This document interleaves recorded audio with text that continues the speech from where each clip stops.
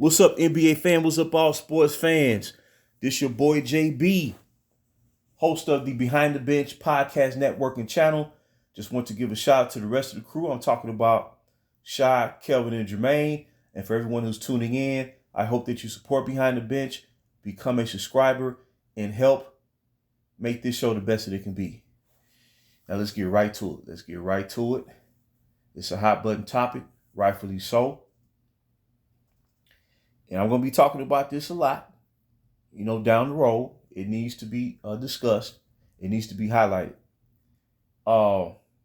There's growing resentment among NBA fans of the past, particularly those fans such as myself who grew up watching the NBA during, let's say, the late 70s. Let's say from the time that the ABA, the American Basketball Association, disbanded in 1976 and merged with the NBA. So let's say from the late 70s throughout the 1980s, throughout the 1990s, particularly the 80s and 90s, are being totally disrespected by the voices of today who cover the NBA and have a platform to influence minds about what they want the youth generation of today to view NBA past versus NBA present. And the one thing that you can't do is disrespect what came before you. You may have a favorite. That's great. Everyone has a favorite player. Everyone has a favorite team. That's part of being a fan. But what you can't do is, especially if you didn't grow up during that time to experience whatever it is that you're trying to reflect on and try to shape thought and opinion. If you wasn't around during that time, you should not be or have the liberty to disparage what you really don't know. Or if you know it and choose to disparage it, that makes the situation even worse. So what I'm getting at is, when you see these talking voices like this cat right here, Nick Wright, it's like a life mission for him to trash what took place in the NBA during those eras, during those decades. And you can't do that, especially when the 1980s alone proved to be, because of the excitement that it was generating, because of the level of competition, watching superstars go up against other superstars, that proved to be the golden age of the NBA. But what's funny is, we can experience that level of excitement again in this decade if they take a step back and let things evolve naturally. Because what's happening is, they're pitting one generation against the next. That's not how it went down back then. They upheld the contributions of those past greats who came before whatever period that fans who followed their previous era started watching basketball. And this critique to trash those past eras in particular is really about MJ, Michael Jordan. That's what this whole effort is about. We've never seen anything like this before in any other sport. In any other sport, professional team sport. When it comes to boxing, most historians, when it comes to heavyweight boxing, they would still view Muhammad Ali as the greatest. And you had other greats, Joe Louis's, Jack Johnson, right? The first black man to hold the heavyweight championship.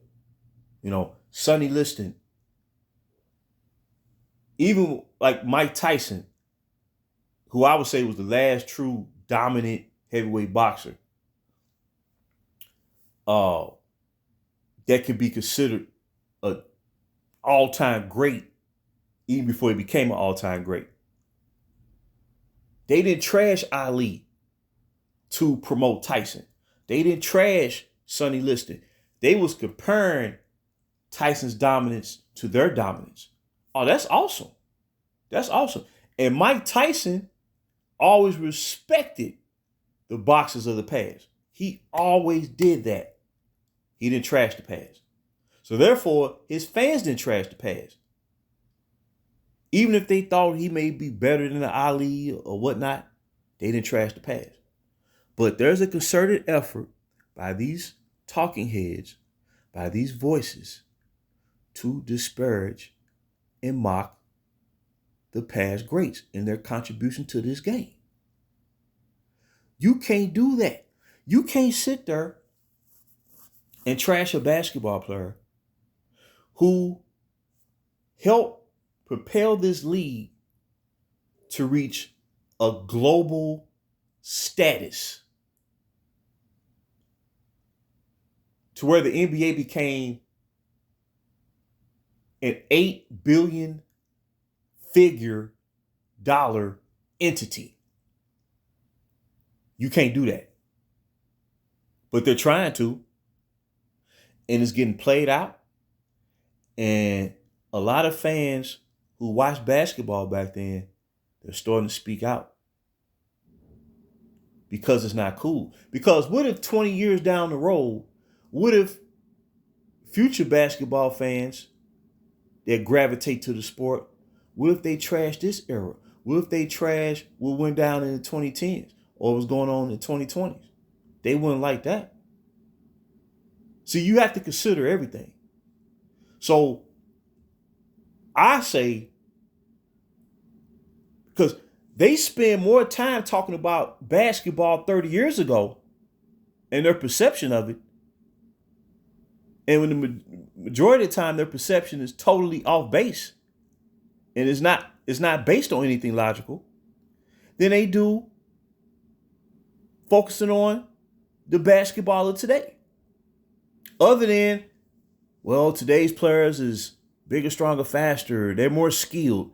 Every time you watch a game or you listen to an NBA telecast or any reference to the NBA, they just can't talk about the sport. It's about, they trying to prove a point.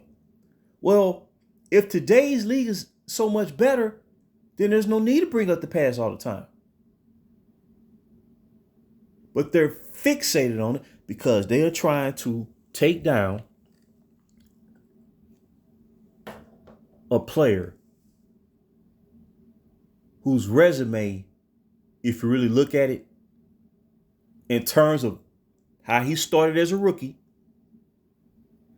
and how he had to endure every single phase to climb up that mountain to become champion. And when you really look at it, in that aspect, his career was flawless. I'm not saying perfect. I'm saying flawless in terms of when you start talking about who's the greatest player to ever do it in the NBA. When you take his resume and recall what was said about him in real time from his rookie year to his second year to his third year, fourth, fifth, sixth, seventh, eighth, ninth. He retires in 93 and he's already viewed as the greatest basketball player ever. Even the late Wilt Chamberlain made reference to it. I'm talking about Michael Jordan. And no matter what they do or try to do, the plan will not work. It's just frustrating at the end of the day. But if they want to continue walking down this road, they're going to get more pushback eventually. So I'll be talking about this some more at a later time. But until next time, this is JB for BTB Behind the Bench.